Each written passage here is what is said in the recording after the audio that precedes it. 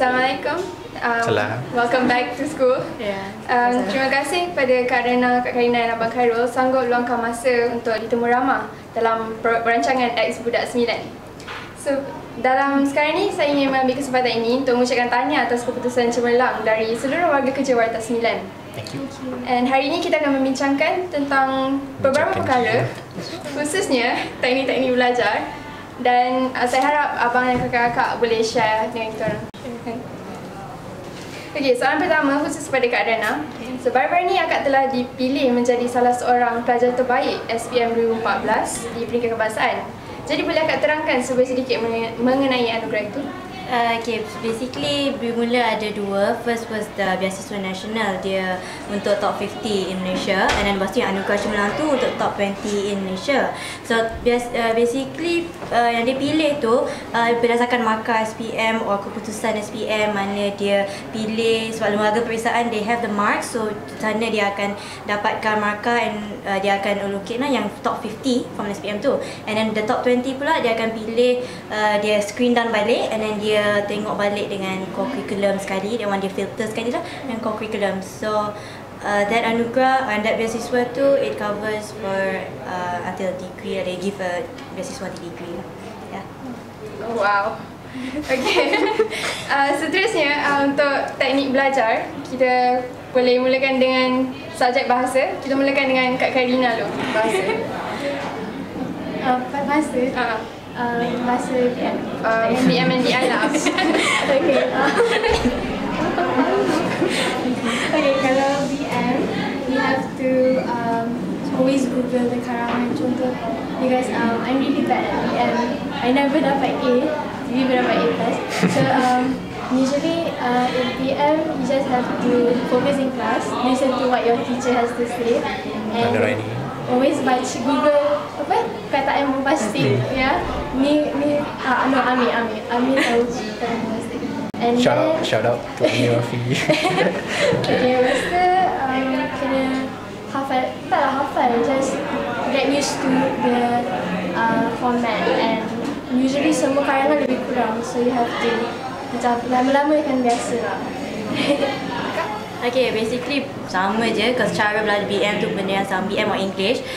So mostly yang paling banyak markah was the essay kan. So apa yang kita orang buat was yang essay, perkataan bombastic tu, and most of us bombastic tu kita akan macam dapatkan delete, we compile it buat dalam list ke apa, so lagi senang nak assess, nak tengok lah, nak cari perkataan tu.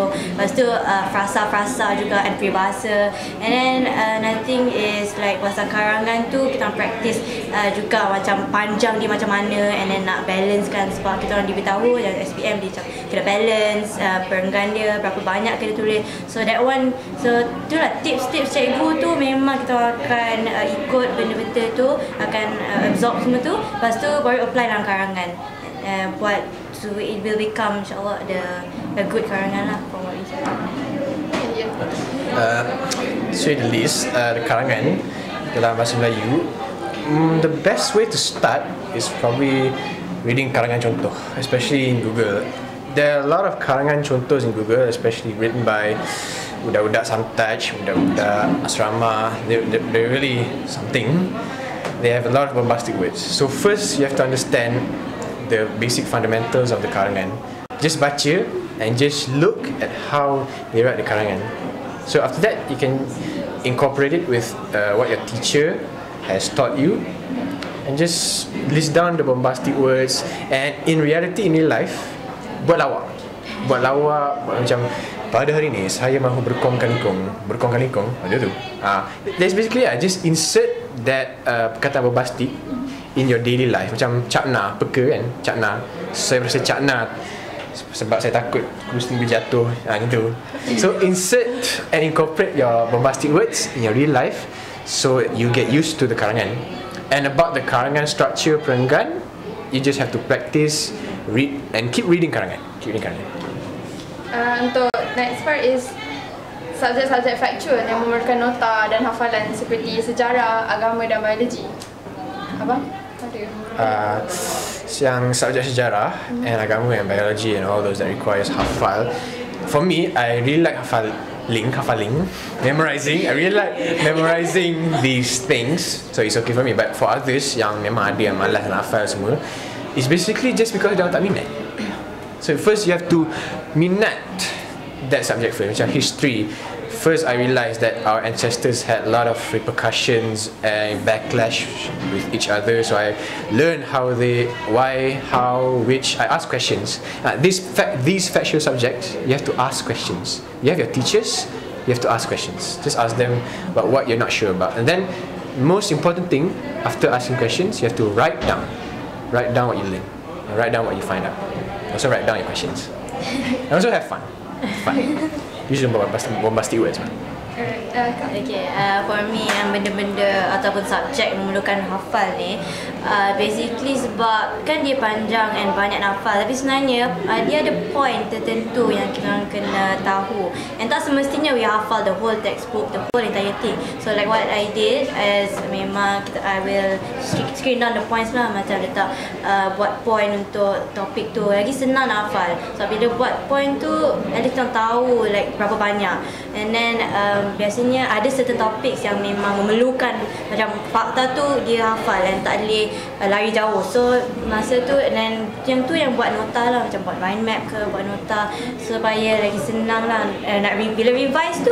That yang memang yang membuat menyenangkan dia lah, sebab just get that nota ataupun benda that small piece of information je untuk masa exam tu especially. Kalau subjek macam ni, the first thing is you have to hayati everything out. You have to imagine it out. For sejarah, fikir balik pasal yang 13 Mei kan? Sorry? Ya, 13 Mei 90s. 13 Mei. Nanti you macam interested in that. So then you will learn more. Kalau macam biology pun, you have to really faham. Dia bukan hafal tau, kena faham juga. And what's more? Agama. Agama pun, first you have to macam, kan agama number one kan in our life. So you have to macam tell yourself that agama ni penting. So lama-lama you will learn macam sendirian nak, bukan kena paksa.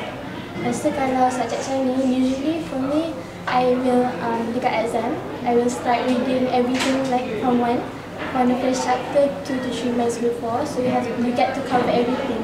Jangan last minute lah fokus saja.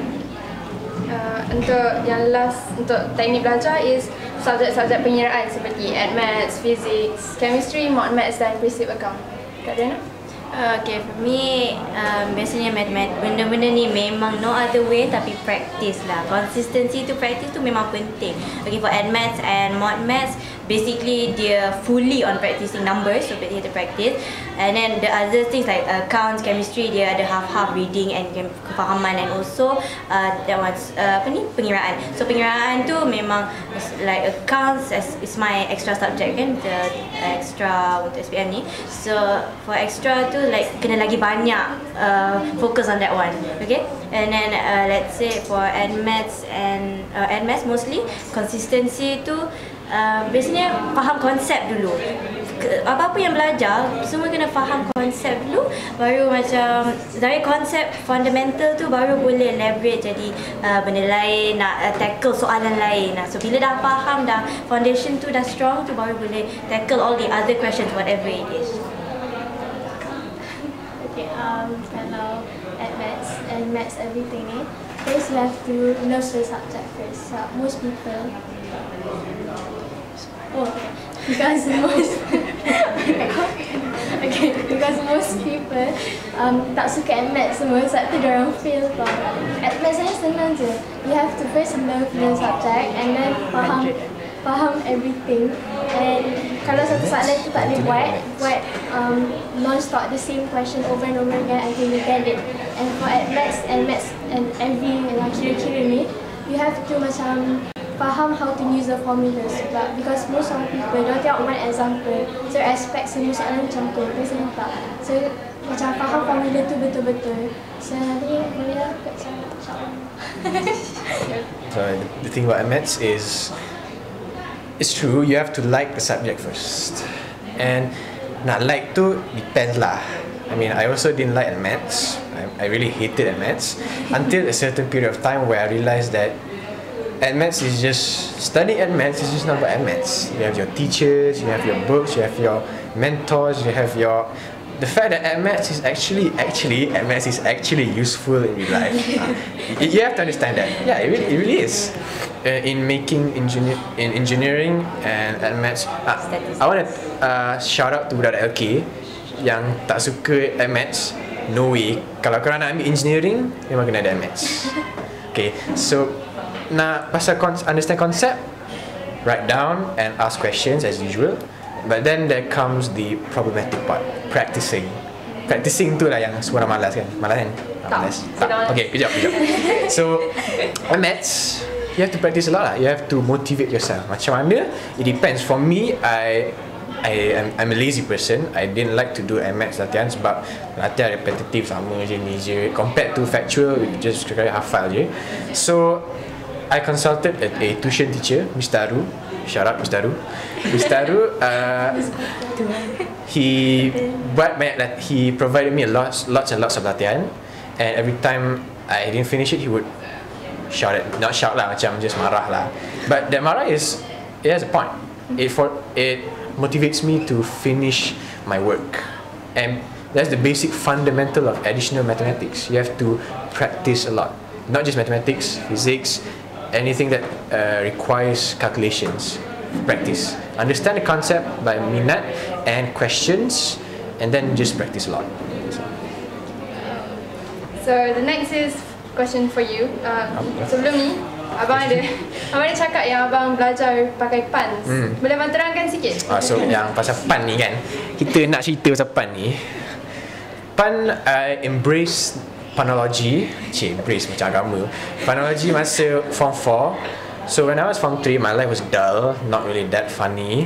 So until masa Form 4, when I was surrounded by girls, surrounded by girls, and I needed to find a certain way to survive lah. Macam orang girls kan, kena buat lawak, kena buat ni, kena buat tu, kena socializing. Basically, you have to be nice to girls. Feminist. So puns are actually a good way because most of the people in my class liked English. So I embrace puns, I make jokes with my friends, I make here and there, everywhere. Basically puns, maksud dia wordplay. You manipulate a word that has different meanings and incorporate it in a sentence. Macam contohnya, this thing right here, this thing, I cherish it the most. Get it? That's the thing, cherish. Macam if that thing runtuh, that thing right there, you know what that thing is? Major. Okay. If that thing runtuh, it's going to be a major problem.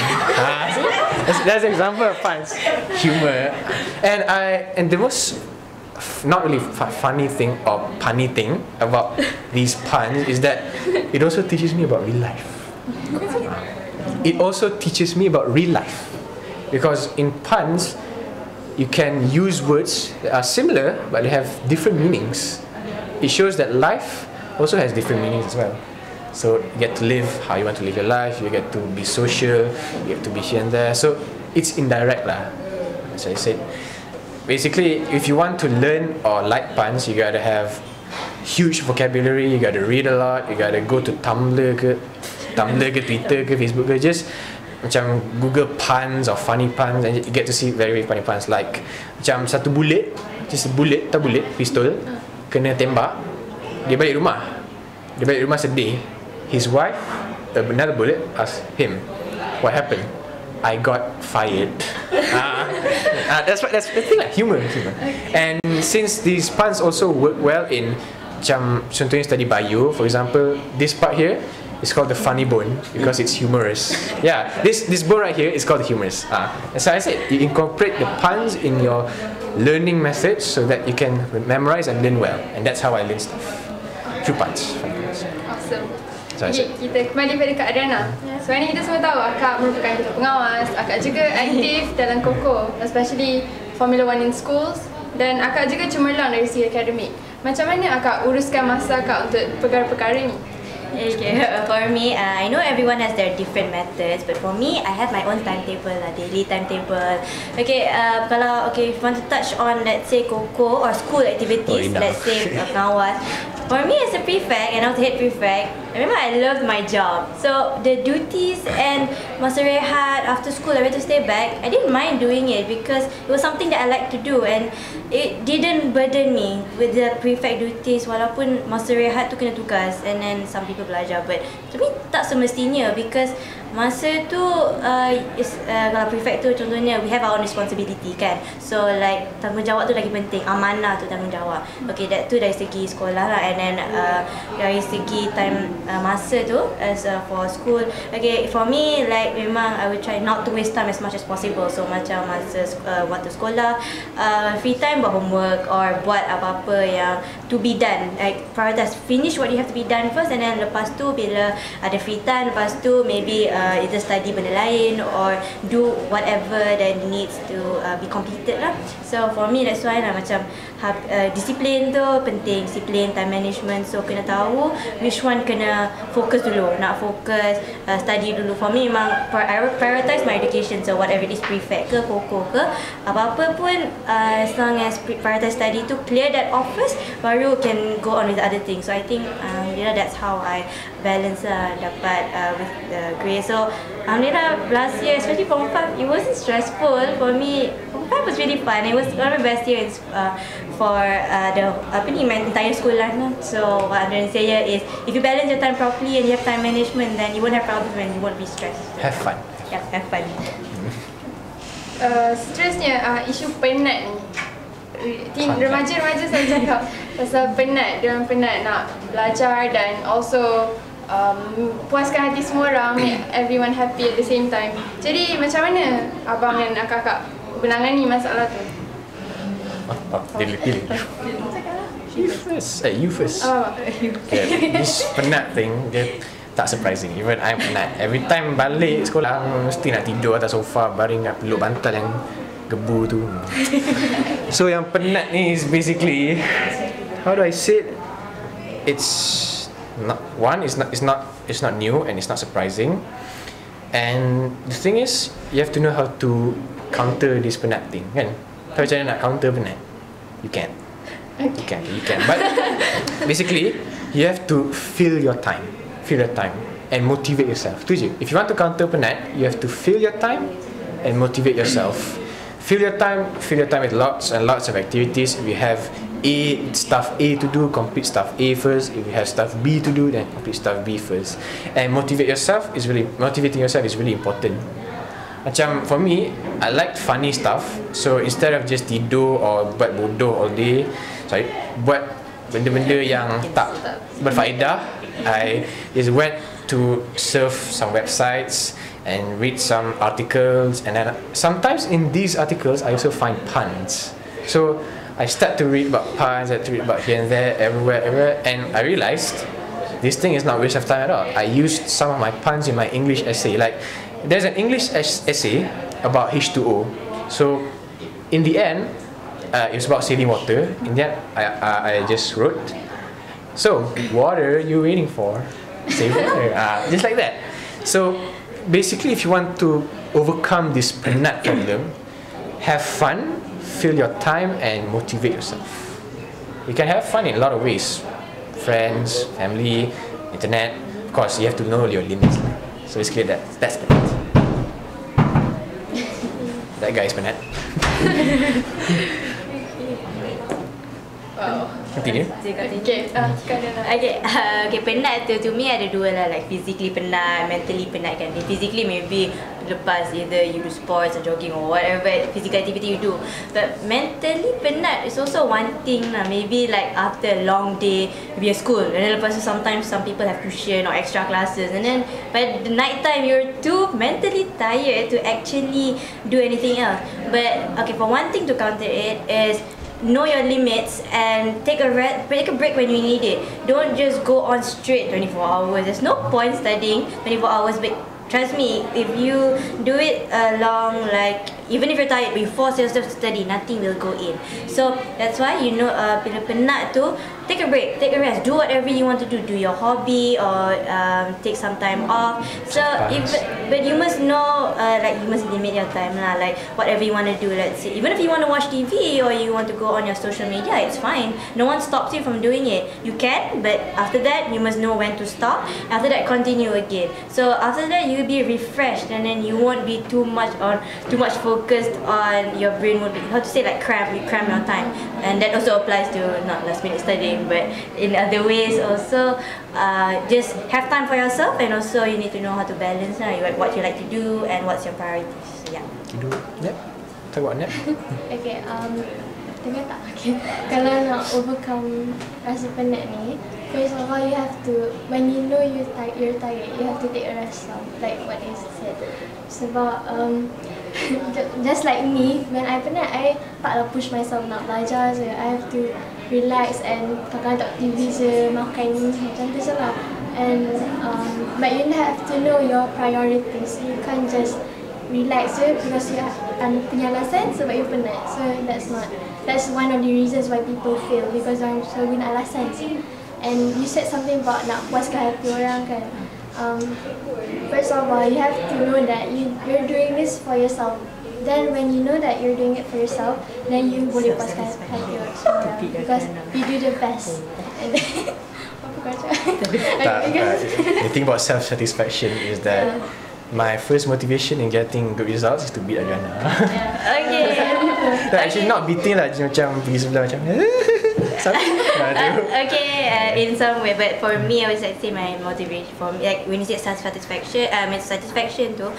I agree what you said. Is like you have to not to say satisfy yourself, but you're doing that A plus like or the cemerlang tu untuk apa? So it's firstly for yourself, and then like maybe secondary is for maybe your parents, that you want to be paid that, or like you want to get a scholarship. That's another thing. But basically, it's true. You want to satisfy, like you prove to yourself that what you get to is your own effort, okay, and not from others.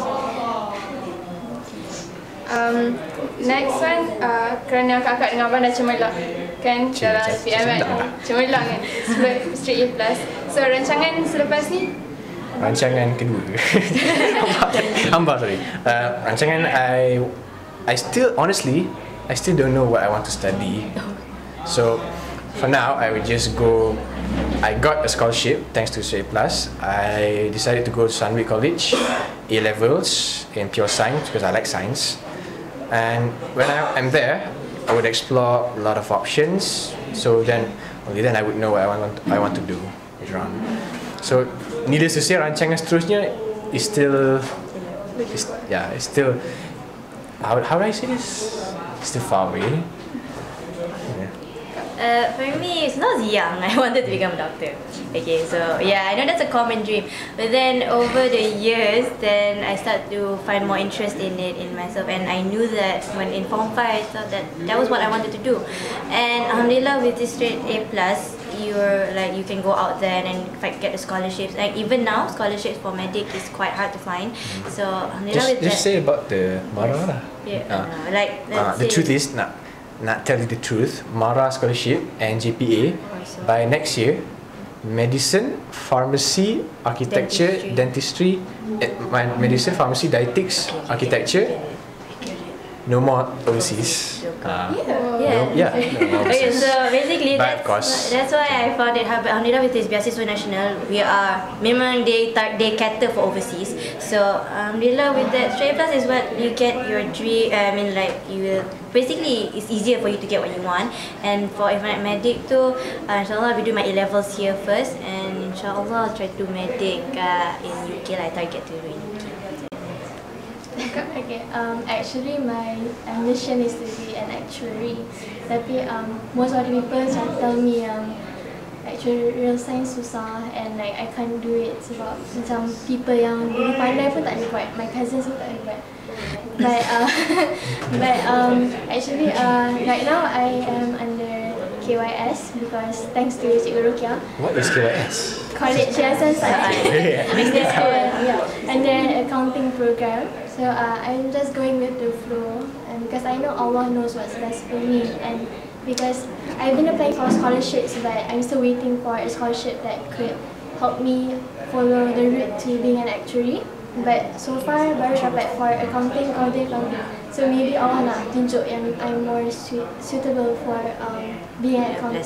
Can I comment one last time? So basically, for me, early on I wanted to be a doctor because my parents were doctors. Then I realised I wanted money. I wanted to become an entrepreneur here and there. But then I realised that becoming an entrepreneur ni memang susah sikit. You have to macam work hard. Then I realised the beauty of helping people. People around the world, golongan minority are suffering and abused all day, every day. So macam in my heart, it's interesting to become a journalist as well. Kan, just not report the truth, go to certain different parts of the world and just record what these people are doing. Kan there's a gambar, there's this Somalian kid, macam orang tangkap gambar, she thought it was gun. So those pictures are powerful. Pictures speak 1,000 words, kan? So my heart basically, I just want to experience everything because I don't know what I want. So I want to broaden my mind. I want to see further, not just become a typical doctor, not just become a typical accountant, not just become a typical lah. I don't want to become a typical. I want to be different. That's what I want. So that's it. It's future. Only you can decide what you want. Allah betul. Akhir sekali, boleh akak-akak dengan abang bagi pesanan untuk calon-calon SPM, bukan saja untuk Niners tapi juga untuk yang menonton rancangan ni. Kak Kari. Sini rancangan ni. Ada kat Astro. Oh my god. Okay, pesanan to everyone out there, to everyone out there, don't give up. Just work hard, and one day you will achieve success, because everyone here, we have failed at least once in our life, and look at us now. Okay, not Adriana. I disagree. Adriana tak fail. Okay, and inshallah, you have to always pray to God, and maybe inshallah you will get what you want if you believe in yourself. Alright, for me, basically, tak semestinya Form 5 and, well, I want to focus on Form 5 for yang ambil SPM tu, especially SPM candidate. With the study tu, one thing, enjoy your Form 5. Really, for me, like I said, Form 5 was my best year too. But what I'm trying to say here is, once after Form 5, after you go to college, it will be a very different scenario. So when you're in Form 5, to know how to balance your time, and then you know your study method, balance your time, and also with your social life as well. So go with your friends, have fun with your friends in school, and enjoy your school life. And for all the others out there, other students, every other student out there, now at this point, as a student, what you have to do, memang bila belajar tu, just try to reach for your goals as much as possible. When you set your goal, try to reach up for it. And like you said, of course, don't give up. And like as we all said, Allah knows what's best for you. And whatever you do, semua ada hikmahnya apa yang buat ni. So if you fail, ada hikmahnya. Kenapa Allah bagi macam tu? So that's why you reflect yourself. So every single thing, reflect on your failures, and then inshallah, over the way that you will progress. Just at this point, don't give up right now and don't stop. Just keep on going forward. Alright? My advice: never give up, never surrender. Just kidding. Basically, in your school life, have fun lah. Please lah. Tolong have fun. I am forcing you guys to have fun. Okay? Please, your friends and your teachers and anything else, masa belajar, masa koko, try your best to have fun, no matter how hard it is. Because when you're having fun, you are able to motivate yourself. And with that, you can just do anything you want. Have fun. Tolong, please have fun. Tolong, have fun. Have fun. Okay. Daripada apa yang kita dah belajar, teknik-teknik yang mereka telah kongsikan, jadi semua orang boleh ambil iktibar daripada apa yang kita telah pelajari daripada rancangan ini. Dan selamat berjaya kepada akak-akak dan abang, dan kepada semua yang menonton. Terima kasih.